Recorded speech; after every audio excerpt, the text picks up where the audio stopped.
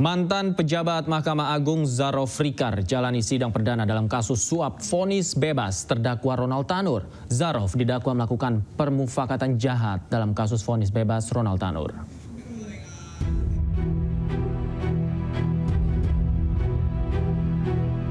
Mantan pejabat Mahkamah Agung Zarof Rikar jalani sidang perdana dalam kasus suap vonis bebas terdakwa Ronald Tanur. Sidang digelar di Pengadilan Negeri Jakarta Pusat. Selain Zarof Rikar, Meriska Wijaya, ibu Ronald Tanur, dan Lisa Rahmat, pengacara Ronald Tanur, juga jalani sidang yang sama. Zarof hadir di ruangan persidangan PN Jakarta Pusat lebih dulu, kemudian disusul dengan Meriska Wijaya dan Lisa Rahmat yang hadir bersamaan. Jaksa penuntut umum mendakwa Zarof Rikar dengan 2 dakwaan, yakni percobaan pembantuan dan permufakatan jahat untuk melakukan tindak pidana korupsi dan suap berhubungan dengan jabatannya selama di Mahkamah Agung. Dalam kasus vonis bebas Ronald Tanur, Zarof Rikar bertindak sebagai perantara kepada hakim untuk membuat Ronald Tanur dinyatakan tidak bersalah. Kejaksaan Agung menyita uang dari rumah maklar kasus suap Ronald Tanur, Zarof Rikar. Nilai uang yang disita mencapai lebih dari 920 miliar rupiah dalam mata uang dolar Hong Kong dan euro. Selain itu, Kejaksaan Agung juga menyita emas logam mulia seberat 51 kg.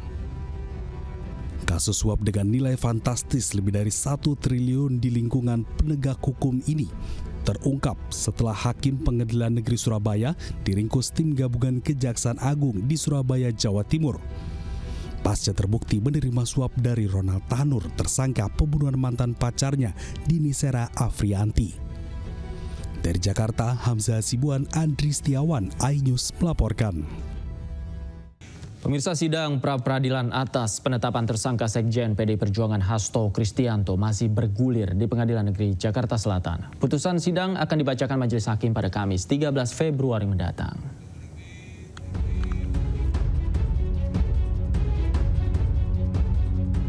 Pengadilan Negeri Jakarta Selatan kembali menggelar sidang pra-peradilan atas penetapan tersangka Sekjen PDI Perjuangan Hasto Kristianto dalam kasus dugaan suap pada Senin pagi.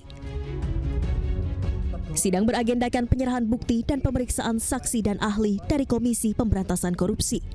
Biro Hukum KPK membawa 153 bukti surat, 11 diantaranya merupakan bukti elektronik, termasuk handphone yang disita dari pihak-pihak diduga terkait perkara.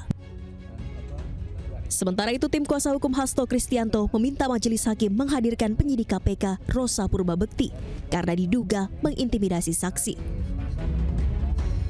Kami tadi menunggu ya dari Majelis Hakim, tentunya sebelumnya kami sudah sampaikan adanya intimidasi dari penyidik bernama Rosa Purbabekti kepada saksi fakta yang kemarin sudah diperiksa di persidangan, dan ada juga yang menawarkan uang sebesar 2 miliar.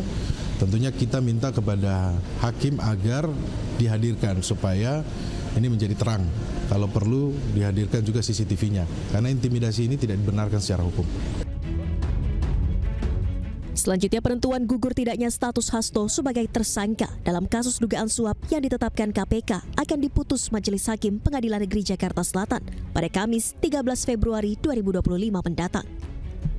Dari Jakarta, Tim Liputan iNews melaporkan.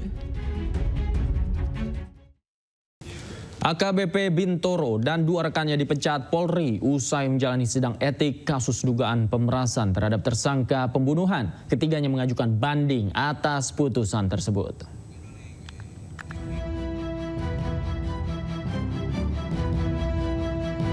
Tiga anggota Polri yang terlibat dalam kasus pemerasan yang melibatkan AKBP Bintoro dijatuhi sanksi pemberhentian tidak dengan hormat atau PTDH. Menurut Komisioner Kompolnas Hoirul Anam, Kanit PPA Satreskrim Polres Metro Jakarta Selatan, AKP Mariana menjadi anggota terbaru yang menerima sanksi pemecatan tersebut. Sementara 2 anggota polisi lainnya yang PTDH, yakni ex-Kanit Resmob Satreskrim Polres Metro Jakarta Selatan, AKP Ahmad Zakaria, dan ex-Reskrim Polres Metro Jakarta Selatan, AKBP Bintoro. Yang sudah diputuskan tadi 1181 dengan 8 tahun demosi dan PTDH.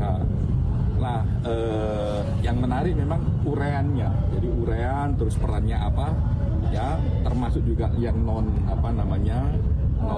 data kepolisian, di mana konteksnya, kapan memberinya, dan sebagainya. Sehingga memang kalau ditanya apakah ini pemerasan, apakah ini lebih dekat kepada penyuapan, sepertinya lebih dekat pada penyuapan. Pada titik-titik tertentu, bahkan ketika momentumnya selesai, baru ada pemberian. Jadi kalau pemerasan kan diperas dulu baru jalan. Ini enggak, ini jalan terus dikasih gitu. Jadi ada pertemuan, ada macam-macam. Dari yang 3 yang sudah diputuskan, AKBP GG sama Ida ND itu demosi 8 tahun, terus Patsus 20 hari, ya, demosi dengan tidak boleh ditaruh di tempat penegakan hukum. AKBP Bintoro diduga menerima uang sebesar 20 miliar rupiah dari tersangka kasus pembunuhan yang merupakan anak-anak dari penyedia klinik kesehatan dengan iming-iming menghentikan penyidikan serta membebaskan tersangka. Bintoro pun sempat buka suara dan membantah tuduhan pemerasan tersebut.